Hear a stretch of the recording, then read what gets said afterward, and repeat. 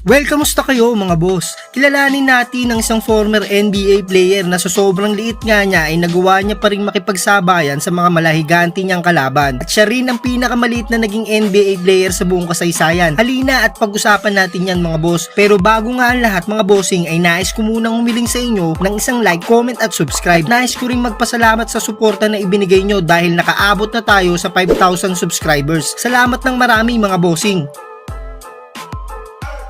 So ito na nga mga boss, sa larong basketball ay requirements talaga ang pagiging isang matangkad na kapag nabiyayaan ka nga nito ay lamang ka sa ibang mga player. Pero ibahin nyo mga bossing itong ating bida ngayon na marahil ay tulog siya noong nagpaulan ng katangkaran ng kalangitan. Ito nga ay si Muggsy Bogues. Si Muggsy Bogues o Tyrone Curtis sa tunay na buhay ay pinanganak sa Baltimore, Maryland noong January 9, 1965. Likas na maliliit ang lahi nito ni Muggsy mga boss dahil ang nanay nga niya ay mayroon lang height na 4 feet and 11 inches at ang tatay naman niya ay 5'5 nga lang. Magulo ang naging buhay ni Muggsy nung kabataan niya dahil nung 5 years old pa nga lang siya ay tinamaan siya ng ligaw na bala na nagmula sa kanilang kapitbahay kung kaya't kinailangan niyang maospital ng ilang araw. Sa edad na 10 taon naman mga boss ay nasaksihan ni Muggsy ang isang lalaki na binubugbog hanggang sa ito ay mamatay gamit ang isang baseball bat. At noong 12 years old nga siya ay nasentensyahan naman ang kanyang ama ng 20 taong pagkakakulong dahil sa kasong pang-hold up. Nadala ni Muggsy mga bossing ang mga pangit na alaala ng kabataan niya hanggang sa kanyang pagtanda. Bago ang basketball mga boss ay mas naunang namulat si Muggsy sa sports na wrestling at baseball. Nang minsan nga ay napadaan siya sa isang playground ay nakita niya ang ilang kabataan na naglalaro ng basketball. Dito ay nagkaroon nga siya ng interes sa sports na ito at halos inaraw-araw ni Muggsy ang pagpunta sa playground para makipaglaro ng basketball sa mga kabataan na mga kaidaran din niya. Dito rin nabansagan siya sa kanilang lugar na Muggsy na hango sa isang karakter na maliit sa isang movie na The Bowery Boys. Si Muggsy ay unang nag-aral at naglaro ng basketball sa Southern High School sa Baltimore pero nag-transfer siya sa Dunbar High School mga boss sa kadahilanan na rin na kanyang ambisyon na maging isang dental technician dahil ang paaralan na ito ay nag-aalok din ng mga kursong pangkalusugan. Dito nga mga boss ay naging head coach niya si Bob Wade na sa kalaunan ay naging coach ng University of Maryland. Naging teammate niya rito sila David Wingates, Reggie Williams at Reggie Lewis na kalaunan din ay mga naging NBA player. Sa junior year niya mga boss sa high school ay nagtapos ang Dunbar Poets sa season na mayroong record na 29 wins and 0 loss. At nagawa rin nila ito sa sumunod na taon sa senior year niya na may record nga sila na 31 wins and 0 loss at sila nga ang hinirang na number 1 high school team sa buong Amerika nung panahon na ito. After high school ni Muggsy mga boss ay kaliwat kanan nga ang natanggap niyang scholarship papuntang college. Halos pag-agawan nga siya ng mga ito gaya ng Seton Hall, Pennsylvania State at Virginia. Pero mas pinili nga ni Muggsy ang Wake Forest University. 4 na taon din siyang naglaro dito mga bossing. Talagang mas pinili niyang tapusin ang kanyang kurso dahil kung hindi nga siya pala rin na makuha sa NBA ay may makukuha pa rin siyang disenteng trabaho.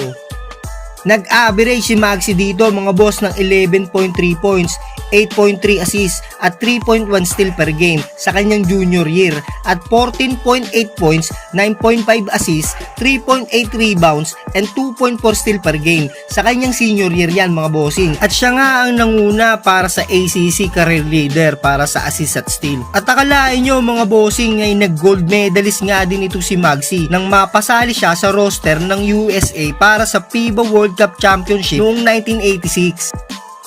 Bago nga siya makapasok sa NBA mga bossing ay naglaro muna siya professionally sa Rhode Island Girls ng United States Basketball League. Dito ay nag-average siya ng 22.2 points at 8.4 point assists per game. Pagsapit ng 1987 NBA draft ay kinuha nga siya ng Washington Bullets bilang 12 overall pick. Mataas siyang draft spot na yan mga boss para sa tulad niyang may height na 5'3 lang. At sa draft class nga na ito ay kasabayan niya sila Reggie Miller, David Robinson at Scottie Pippen. Sa Washington mga boss ay madalas siyang ipare sa kanyang teammate na si Manute Bol na sa panahon na ito ay siya naman ang pinakamatangkad na player sa buong kasaysayan ng NBA na mayroon siyang height na 7 foot and 7 inches. Sa pambihirang pangyayari yon mga bossing na napagsama nila ang pinakamaliit at pinakamatangkad sa liga.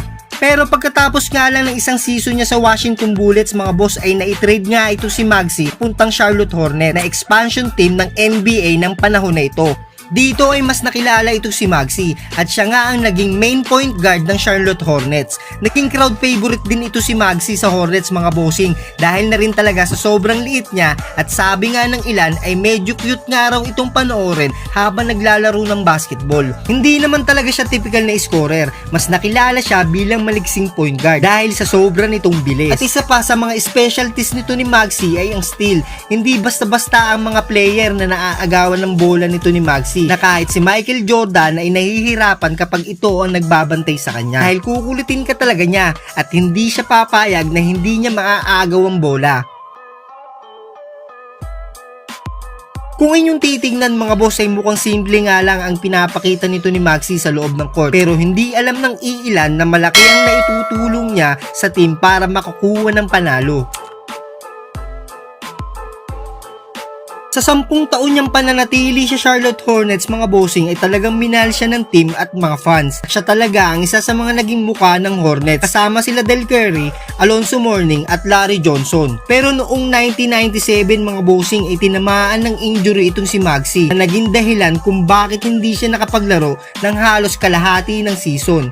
Medyo masama nga ang naging pinsala niya sa tuhod mga boss kung kaya't minungkahi ng kanyang coach na dapat na itong magretiro. Pero natapos pa rin naman niya ang season na ito sa Hornets at sa sumunod na season ay binitawan na nga siya ng Charlotte na maitrade nga siya sa Golden State Warriors kasama si Tony Delk kapalit ni BJ Armstrong na kahit pa noong panahon na ito ay siya ang all-time leader ng NBA para sa assist. Isang season lang ay tinagal ni Maxey sa Warriors mga boss, 1997 to 1998. Pinangunahan din niya ang Warriors para sa assist at nakapaglaro nga lang siya dito sa loob ng 36 games. Pero di pa rin talaga tinantanan si Maxey ng kanyang injury sa tuhod at nadagdagan pa nga ito mga bossing ng hamstring injury. Pagdating ng 1999-2000 season ay pinapirma siya ng Toronto Raptors ng veteran minimum contract. Nag-reunite din sila dito ng kanyang longtime teammate sa Hornets na si Del Curry. 2 taon lang ang tinagal ni Maxey dito mga boss. Tuluyan na rin siya nagretiro noong 2001 dahil na rin sa kanyang injury sa tuhod. After NBA mga bossing ay nagtrabaho itong si Maxey sa real estate business hanggang August 3, 2005. Naging head coach din siya ng Charlotte Sting sa WNBA bago ito nawala sa WNBA noong 2007. Sa ngayon mga boss, aktibo itong si Maxey sa mga youth basketball camp at charity na minsan siya talaga ang nag-o-organize upang makapagbigay inspirasyon din siya sa mga kabataan na nangangarap makapaglaro sa NBA katulad niya. Ano sa tingin nyo mga boss ang mapupulot nating aral sa kwento ng buhay ni Maxey Bogues? Comment lang sa baba at babasahin natin yan.